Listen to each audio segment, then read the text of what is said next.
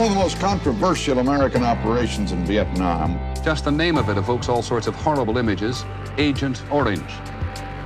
During the Vietnam War, Americans were told that spraying millions of acres of dense jungle with Agent Orange would deprive the Viet Cong of cover and save GIs' lives. But in the decades since, the herbicide's use in Vietnam has been blamed for creating a human catastrophe among veterans. I died in Vietnam and didn't even know it. And the Vietnamese. Vietnam is convinced that these children are just the latest victims of the deadly chemical dioxin in Agent Orange. Now, more than 40 years later, the fight over Agent Orange continues to take new turns. Americans might like to consider our war in Vietnam to be ancient history. Enough food to feed 600,000 people for a year has been destroyed. North Vietnam charged today that defoliants have produced many instances of miscarriages, congenital defects, and monstrosities among children. Forces advisor near Pleiku has a son born without the tips of his fingers. Frank Moore is nearly dead from cancer.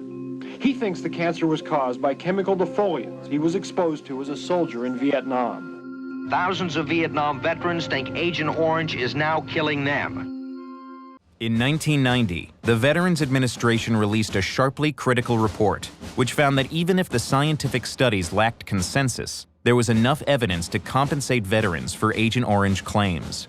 Another announcement from the VA followed closely behind. With today's decision, the government admits for the first time Agent Orange may well have caused cancer. In this case, a rare form called soft tissue sarcoma.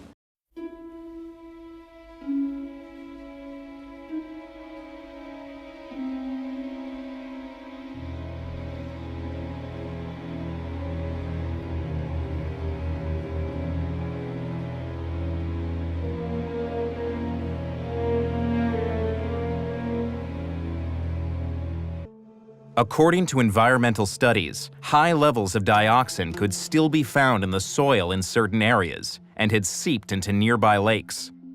But, people have access to the lake.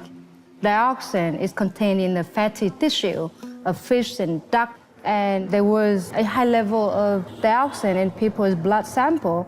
Many more contaminated sites remain in Vietnam.